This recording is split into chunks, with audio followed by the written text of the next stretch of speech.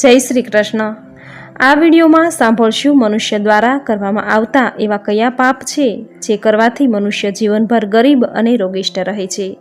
આ 5 પાપો ભગવાન શંકરે માતા પાર્વતીને જણાવ્યા હતા અને મા પાર્વતી દ્વારા મનુષ્યના કલ્યાણ હેતુ શુભ વચનો કહ્યા હતા। એકવાર મા પાર્વતી અને ભગવાન શંકર વાર્તાલાપ કરી રહ્યા હતા ત્યારે ભગવાન શંકરે જણાવ્યું હતું કે મનુષ્ય પોતાના સ્વાર્થ માટે કેટલાય પ્રકારના પાપ કરે છે। દરેક પાપોની સજા અલગ અલગ હોય છે। જેમાંના એવા 5 પાપ છે જે મનુષ્ય ભૂલથી પણ કરશે તો એ મારી કૃપા ક્યારેય પ્રાપ્ત નહીં કરી શકે। ત્યારે મા પાર્વતીએ એ 5 પાપ કયા છે એ જણાવવાની ઈચ્છા વ્યક્ત કરી હતી। ત્યારે ભગવાન ભોળાનાથે કહ્યું કે તેમાંનું પહેલું પાપ એ છે કે ઘરનું કોઈ પણ વ્યક્તિને ભૂખ્યું રાખીને જે પેટ ભરીને જમે છે, એટલે કે ઘરનું કોઈ પણ વ્યક્તિ તેમજ ઘરે આવેલા મહેમાનને જમાડ્યા વગર પોતાના પરિવાર સાથે જમે છે। જે સાસુ પોતાની પુત્રવધૂને ત્રાસ આપી જમવાનું નથી આપતી અથવા જે વહુ પોતાની વૃદ્ધ સાસુને જમાડ્યા વગર પોતે જમે છે, જે ઘરમાં વૃદ્ધ પિતા, અપંગ બાળક વગેરેને પર્યાપ્ત ભોજન નથી આપતા, તે મનુષ્ય અધમ પાપને લાયક છે। તે વ્યક્તિ જીવનભર ગરીબ અને રોગિષ્ટ રહે છે। જે વ્યક્તિ બીજાને અન્નથી તૃપ્ત કરી પોતે જમે છે, તે વ્યક્તિની ગરીબીનો નાશ થઈ મા લક્ષ્મી સાથે મા અન્નપૂર્ણા તેના ઘરમાં સદાય નિવાસ કરે છે। પૃથ્વી પરનું બીજું પાપ એ છે નિર્દોષ પશુ પક્ષીને રંજાડવું, તેમને માર મારવો, તેમની હત્યા કરવી અથવા ઘરમાં કે પાંજરામાં પૂરીને રાખવા। કારણ વગર પશુ પર ક્રોધ કરવો તે પાપ છે।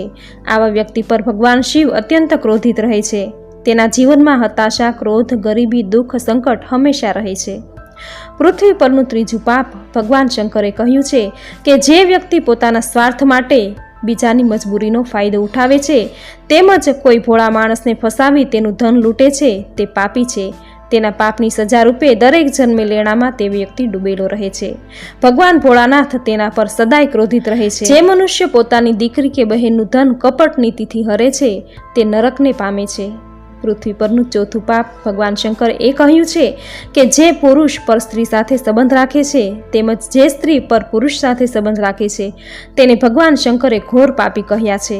મહાદેવ તેના પર ક્યારેય પોતાની કૃપા દ્રષ્ટિ નથી વરસાવતા। પૃથ્વી પરનું 5મું પાપ એ છે જે અસત્ય બોલવું। જે વ્યક્તિ બીજાને ફસાવવા માટે જૂઠા વચનો બોલે છે, બીજાનું નુકસાન કરવા માટે જે ખોટું બોલે છે, તેવા મનુષ્યને ભગવાન શિવ ક્યારેય ક્ષમા નથી કરતા। આથી કોઈ પણ વ્યક્તિએ પોતાના સ્વાર્થ માટે બીજાનું ખોટું કરવા, ફસાવવા, ક્યારેય જૂઠું ન બોલવું।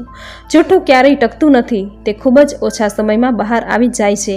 આથી હંમેશા સત્ય જ બોલવું। તો મિત્રો, આ હતા 5 એવા પાપો જે મનુષ્ય ભૂલથી પણ કરે છે તેના પર મહાદેવ સદાય ક્રોધિત રહે છે। આથી તે અનેક જન્મો સુધી ગરીબ અને રોગિષ્ટ રહે છે। તો મિત્રો, આજની આ માહિતીનો વિડીયો સાંભળવો તમને જરૂર ગમ્યો હશે તો વિડીયોને લાઇક કરી કોમેન્ટમાં જય ભોળાનાથ, હર હર મહાદેવ જરૂર લખજો।